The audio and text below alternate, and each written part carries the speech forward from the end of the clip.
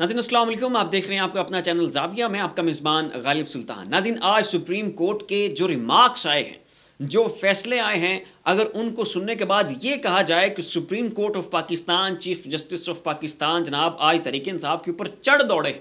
और वो इंसाफ के ऊपर भी चढ़ दौड़े हैं और उन्होंने तहरीक इंसाफ को और इंसाफ दोनों को लताड़ के रख दिया, मंजी ठोक के रख दिया है, तो ये कहना गलत नहीं होगा, ये कहना बिल्कुल मनोअन बजा होगा। अब वो क्या रिमार्क्स आए हैं, क्या फैसले एक्सपेक्टेड है उन दरखास्तों के ऊपर, वो जो है मैं आपके गोश गुजार करता हूं। तो नाज़रीन दो दरखास्तें जो हैं आज सुप्रीम कोर्ट में दायर थीं। एक दरखास्त थी नवाज शरीफ साहब की ताहयात नाअहली को ख़त्म करने के हवाले से, और उसका रास्ता भी जो है आज सुप्रीम कोर्ट ऑफ पाकिस्तान की जानिब से साफ़ कर दिया गया है। अगली चंद एक समातों में उनकी ताहयात नाअहली जो है वो ख़त्म कर दी जाएगी। और नाज़रीन जो तहरीक इंसाफ के लोग गुमशुदा हैं और पूरे पाकिस्तान में जिनमें बलोच भी शामिल हैं, उनको जो अगवा किया गया है, उनकी जो गुमशुदगियाँ हैं, उसके हवाले से जो दरख्वास्त दायर की गई थी,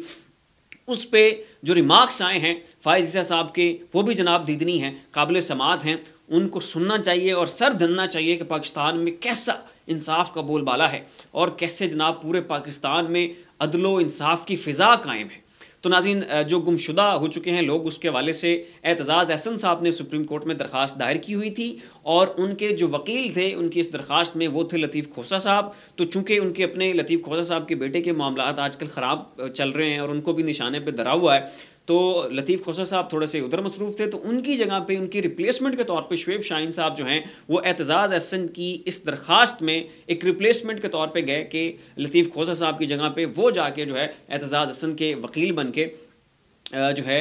ये मुकदमा लड़ रहे थे। तो उन्होंने कहा कि जी पूरे पाकिस्तान में आपने देखा ही नहीं कि कितना जुल्म हो रहा है, तजवीज़ कुनिंदगान पकड़े जा रहे हैं, ताइद कुनिंदगान पकड़े जा रहे हैं और लोगों को जनाब जो है पाबंद सलासल किया जा रहा है, लोग अगवा हो रहे हैं और गुमशुदा हो रहे हैं। आप बलोचों के साथ देखिए क्या उनके साथ सलूक किया जा रहा है, आप तहरीक इंसाफ के साथ लोगों के साथ देखें कैसे उनके साथ जुल्म हो रहा है, उनके कागजात नामजदगी छीने जा रहे हैं, हमें पता ही कोई नहीं है हमारे बंदे कहाँ पर जनाब इन्होंने पकड़ कर रखे हुए हैं। और क्या है जो पाकिस्तान में नहीं हो रहा, एक ऐसी जुल्म का बाजार गर्म है और ऐसी मिसालें कायम की जा रही हैं कि जिसकी पहले कोई नज़ीर ही नहीं मिलती। तो इसके ऊपर नाज़रीन फ़ाइज़ ईसा साहब के जो रिमार्क्स थे, मैं ज़ाती तौर पे उनको सुन के हैरान हो गया हूँ कि ये आगे से किस तरह के आगे से उनका जो बयान था, आगे से उनका किस तरह से कंडक्ट था, और क्या यही ज़ेब देता है पाकिस्तान के चीफ जस्टिस को कि जी मुल्क में हर तरफ अनारकी हो, ख्यास हो, लोगों के साथ जुल्म हो रहा हो, लोगों के साथ ज़्यादतियाँ हो रही हों, उनके हकूक़ गसब हो रहे हों, और ऐसे में सुप्रीम कोर्ट ऑफ पाकिस्तान से चीफ जस्टिस ऑफ पाकिस्तान इस तरह के रिमार्क्स दें। ये ज़रा सुनिएगा। तो उनकी दरख्वास्त में जब उन्होंने अपने सारे दलाइल दे लिए शुएब शाहीन ने, तो उसके बाद चीफ जस्टिस ऑफ पाकिस्तान ने कहा कि आप इस बात पर रंजीदा हैं। शुएब शाहीन से फ़ाइज़ ईसा साहब ने मुखातिब होते हुए कहा कि आप इस बात पर रंजीदा हैं कि फ़रूख हबीब, उस्मान डार, सदाकत अब्बासी PTI छोड़ गए हैं, क्या हम उन्हें यह कहें कि वो वापस आ जाएं? मज़ीद उन्होंने कहा कि हम नहीं ला सकते, लतीफ़ खोसा और एतजाज़ एहसन आज क्यों नहीं आए? और उनका मज़ीद कहना था कि अब तक आपने जो बातें की वो एक सियासी पार्टी से वाबस्तगी की हैं और इन पर जनाब जो है हम कुछ नहीं कर सकते। तो ये जनाब चीफ जस्टिस ऑफ पाकिस्तान साहब का कहना था कि आपने जो बातें की हैं ये एक सियासी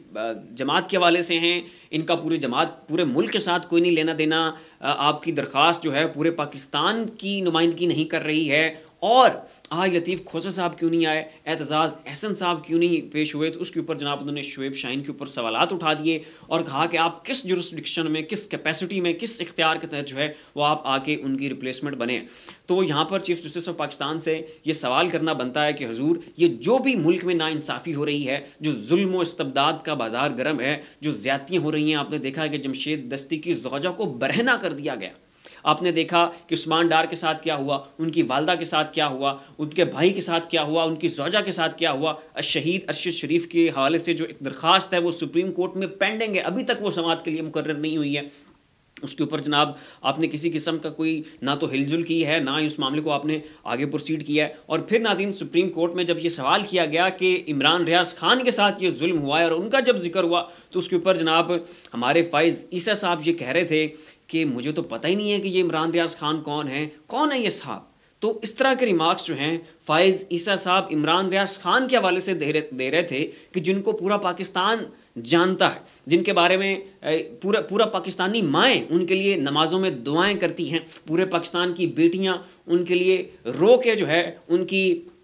बाज़याबी के लिए दुआएं करती रही हैं और उनके उनके लिए वीडियो पैगामात जारी होते रहे हैं सुप्रीम कोर्ट के लिए, और चीफ जस्टिस ऑफ पाकिस्तान का नाम लेकर बाकायदा वीडियो पैगामात लोगों ने जारी किए। उनकी ज़ौजा ने जारी किया कि जनाब चीफ जस्टिस ऑफ पाकिस्तान इस चीज़ का जो है वो सुमोटो नोटिस लें, इसके ऊपर एक्शन लें, हम आपसे जो है वो इंसाफ की इस्तदा करते हैं और उम्मीद है हमारे जनाब जो चीफ जस्टिस साहब हैं ये हमें यहाँ पर इंसाफ दिलवाएंगे। तो जनाब ये है चीफ जस्टिस साहब का इंसाफ कि उन्हें पता ही नहीं है कि इमरान रियाज नाम की कोई बला है या ये शख्स कौन है या ये किधर होता है। तो यहाँ पर मैं भी एक छोटी सी गुजारिश करना चाहूँगा कि जब नवाज शरीफ साहब के खिलाफ फैसले आ रहे थे और इमरान खान साहब हुकूमत में थे और चीफ जस्टिस ऑफ पाकिस्तान के खिलाफ भी एक अदद सदारती रेफरेंस जो है वो दायर था, तो उस टाइम जो है फ़ाइज़ ईसा साहब अखबार भी पढ़ते थे, डॉन न्यूज़ पढ़ते थे, मेन स्ट्रीम मीडिया को भी सुनते थे, सोशल मीडिया के ऊपर बैठ के यूट्यूबर्स को भी सुनते थे, अबसार आलम को भी सुनते थे, और जनाब जो है इनके पाकिस्तान के हालात वाक़यात और मामलात के ऊपर गहरी नज़र होती थी। ये सो मोटो एक्शन भी लिया करते थे और फिर इन सारी चीज़ों के हवाले से ये जो मेन स्ट्रीम मीडिया के ऊपर बैठ के और सोशल मीडिया के ऊपर बैठ के ये चीज़ें कंज्यूम करते थे, उनका वापस आके आप जब फ़ाइज़ साहब अदालत में बैठते थे तो उसके हवाले से रिमार्क्स देते थे कि मैंने मेन स्ट्रीम मीडिया के ऊपर ये बात सुनी, मैंने फ़लाँ न्यूज़ चैनल के ऊपर ये बात सुनी, मैंने जनाब फ़लाँ यूट्यूबर को ये कहते हुए सुना, मैंने जनाब फ़लाँ कालम निगार के बारे में ये बात पढ़ी, अबसार आलम ये कह रहा था, अंसार अब्बासी ये कह रहा था, फ़लाँ तहरीक इंसाफ के एक MNA की फ़लाँ जगह पे गलत तरीके से कार पार्क हुई थी। तो उस वक्त तो जनाब फ़ाइज़ ईसा साहब को सारा कुछ नज़र आ रहा था, एक एक चीज़ के ऊपर इनकी नज़र थी, लेकिन अब एकदम से अचानक जो है इनको इमरान रियाज खान का नहीं पता कि ये शख्स कौन है और किधर होता है। तो आगे नाज़रीन जो है फिर नवाज शरीफ साहब की जो ताहयात नाअहली है उसको जो चैलेंज करने के लिए जो दरख्वास्त दायर की गई थी उसके ऊपर समाअत हुई। तो नाज़रीन वैसे सुप्रीम कोर्ट का, पाकिस्तान की अदालतों का इसके ऊपर तफसीली फ़ैसला मौजूद है कि वो जो नाअहली है ये ताहयात है, जबकि इलेक्शन एक्ट में तरमीम करके PDM ने जो है उस ताहयात नाअहली को ख़त्म करके उसकी मुद्दत 5 साल कर दी थी और कहा था कि ये आइंदा जो है ताहयात नाअहली वाला मामला ख़त्म, रफू शक्कर, और कोई भी शख्स जो है ये ताहयात नाअहल नहीं होगा, और इसकी मुद्दत जो है वो 5 साल कर दी गई थी इलेक्शन एक्ट में पार्लिमान के ज़रिए तरमीम करके। जबकि सुप्रीम कोर्ट का इसके ऊपर फैसला है, हमारी अदालतों का इसके ऊपर फैसला है कि ये जो नाअहली है ये ताहयात है। तो अब जनाब अटारनी जनरल ने इसके ऊपर दरख्वास्त दी हुई है कि जो अदालत है वो अपने उस गुज़श्ता फ़ैसले का उसके ऊपर एक तशरीह जारी करें, उसको जो है दोबारा रिवाइज़ करें और उस ताहयात नाअहली को जो है आप जो है ख़त्म करके उसको 5 साल में उसकी मुद्दत को है कन्वर्ट कर दें। तो इसके ऊपर नाज़रीन फ़ाइज़ ईसा साहब ने फिर रिमार्क्स देते हुए फिर एक जनाब नई मिसाल रकम की है, और इमरान माजरत जो कायद आज़म है, कायद आज़म का नाम लेते हुए इमरान खान का नाम निकल आया, तो जो कायद आज़म है, कायद आज़म के हवाले से उन्होंने कहा कि ये जो शिकें आपने रखी हुई हैं, ये जो पैरामीटर्स आपने सेट किए हुए हैं कि फ़लाँ बंदा अहल है, फ़लाँ बंदा नाअहल है, इसके ऊपर तो कायद आज़म भी नहीं पूरा उतरते। तो नवाज शरीफ साहब को अहल करने के लिए बाद वो कायद आज़म तक लेके गए और कहा कि ये जो शिकें हैं, ये जो आपने पैरामीटर्स और स्टैंडर्ड सेट किए हैं यार, इनके ऊपर तो जो है वो कायद आज़म साहब भी नहीं पूरा उतरते, जबकि हम नाचीज़ तालिब इल्मों ने पाकिस्तान के मंझे हुए सहाफ़ियों से, पाकिस्तान के तारीख़ से, पाकिस्तान की किताबों से ये पढ़ रखा है और ये सुन रखा है कि कायद आज़म जो है वो बहुत ही डिसिप्लिन्ड शख्स थे, बड़े ही सीजनड इंसान थे, हमेशा सच बोलते थे, कभी उन्होंने पूरी ज़िंदगी में एक झूठ तक नहीं बोला, हमेशा वक्त पर आते थे, आज तक वो पूरी ज़िंदगी में किसी भी मकाम पर जाके लेट नहीं हुए, और हत्ता कि उनके दुश्मन जो हैं वो भी जो है कायद आज़म की सदाकत और सच्चाई और दयानतदारी की जो है वो उसकी दलीलें देते हैं और कस्में खाते हैं। लेकिन फ़ाइज़ ईसा साहब का कहना है कि ये जो शिकें हैं इनके ऊपर कायद आज़म भी जो हैं वो पूरा नहीं उतरते। इसके ऊपर उन्होंने मज़ीद क्या कहा ये मैं आपको पढ़ के सुना देता हूँ। सुप्रीम कोर्ट में ताहयात नाअहली केस में चीफ जस्टिस ऑफ पाकिस्तान ने कहा कि इलेक्शन में जो अहलियत बयान की गई, अगर उस ज़माने में कायद आज़म होते वो भी नाअहल हो जाते। सादिक और अमीन के अल्फाज कोई मुसलमान अपने लिए बोलने का तसव्वुर नहीं कर सकता।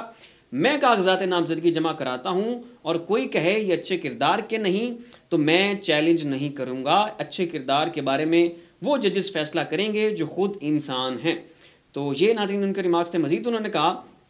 कि जो शिकें हैं उनमें से वो कुछ बहुत मुश्किल हैं। इस्लामी तालीमात का अच्छा इल्म रखना भी एक शिक है, पता नहीं कितने लोग टेस्ट पास कर सकेंगे। इलेक्शन एक्ट की ये तरमीम चैलेंज नहीं हुई। सुप्रीम कोर्ट के चीफ जस्टिस काजी फ़ाइज़ ईसा की सरबराही में 7 रुकनी बेंच जो है उन्होंने इस केस की समाअत की। अब इसमें नाज़रीन जजेस कौन कौन से शामिल हैं ये भी मैं आपको बता देता हूँ। इस 7 रुकनी बेंच में जो है नाज़रीन justice Mansoor Ali Shah, justice Yahya Afridi, justice Aminuddin Khan, justice Jamal Mandokhail, justice Mohammad Ali Mazhar और जस्टिस मुसर्रत हिलाली साहिबा जो हैं वो इस बेंच का हिस्सा थी, जबकि वो जज कि जिनको प्रो इमरान खान माना जाता है या वो इमरान खान साहब के जो दरख्वास्तें उनके हवाले से दायर होती हैं उन पर ज़्यादा उनकी जई थई नहीं फेरते और थोड़ा सा लचक के साथ इमरान खान के हवाले से जो है वो फैसले देते हैं। उनमें justice Ijazul Hasan, justice Munib Akhtar, justice Ayesha Malik और जस्टिस अतर मिनल्ला शामिल हैं, वो भी इस बेंच का जो है वो हिस्सा नहीं थे। तो अब नाज़रीन जो नाअहली की केस है और ये जो इसकी मुद्दत कम करवाने का मामला है, इसके ऊपर इनके रिमार्क्स आपने देख लिए कि कायद-ए-आज़म भी उनके ऊपर पैरामीटर्स के ऊपर पूरा नहीं उतरते और इस्लामी तालीमात के हवाले से जो शिक शामिल है कि इस्लाम का नॉलेज होना चाहिए, मालूमात होनी चाहिए, उसके ऊपर भी बहुत सारे फेल हो जाएंगे। तो ये जो पैरामीटर्स हैं ये जनाब बड़े स्ट्रिक्ट हैं, इनमें थोड़ी सी लचक होनी चाहिए, ये कहना है चीफ जस्टिस ऑफ पाकिस्तान जनाब फ़ाइज़ साहब का। तो ये थी नाज़रीन आज की समाअत का अहवाल जो मैंने आपके सामने रखा। इसके ऊपर आप क्या राय रखते हैं उसका इज़हार नीचे कमेंट बॉक्स में ज़रूर कीजिएगा। फिलहाल इतना ही, अपना और अपने अज़ीज़ व अक़ारिब का ख्याल रखिएगा। अल्लाह हाफ़िज़।